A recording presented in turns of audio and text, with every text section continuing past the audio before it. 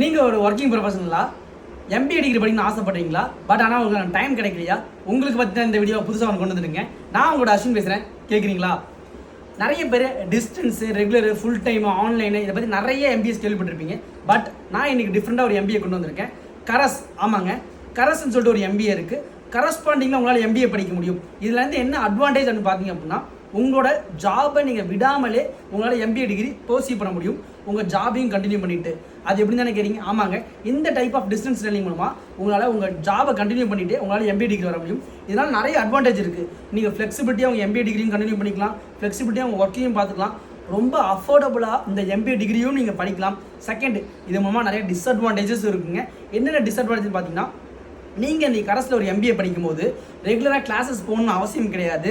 இது சில பேருக்கு டிஸ்அட்வான்டேஜும் கிடையாது. பட் நீங்கள் பார்த்தீங்க அப்படின்னா உங்களுக்கான நிறைய ஃபேஸ் டு ஃபேஸ் இன்ட்ராக்ஷன்ஸ், நிறைய ஆப்பர்ச்சுனிட்டிஸ், உங்களுக்கான நெட்வொர்க்கிங் இதெல்லாம் ஒரு லிமிட்டடாக, ஒரு பேக்கடாகவே இந்த கரஸ்பாண்டிங் எம்பிஏ ஸ்டடீஸில் கன்சிடர் பண்ணப்படுறாங்க. பட் நீங்கள் ஒரு ஒர்க்கிங் ப்ரொஃபஷனாக இருந்து ஜாபையும் உங்களோட எம்பிஏ டிகிரியும் சைமல்டேனியஸாக கொண்டு போகணும்னு நினச்சிங்க அப்படின்னா இந்த கரஸ் ஒரு நல்ல ஆப்பர்ச்சுனிட்டி. யூஸ் பண்ணிக்கோங்க. யார் யாரெல்லாம் கரஸில் படிக்க ஆசைப்படுறீங்களோ கமெண்ட் செக்ஷனில் கரஸ்ன்னு கமெண்ட் பண்ணுங்கள். இந்த மாதிரி மேரி வீடியோஸுக்கு சப்ஸ்கிரைப் பண்ணி வச்சுக்கோங்க. நன்றி.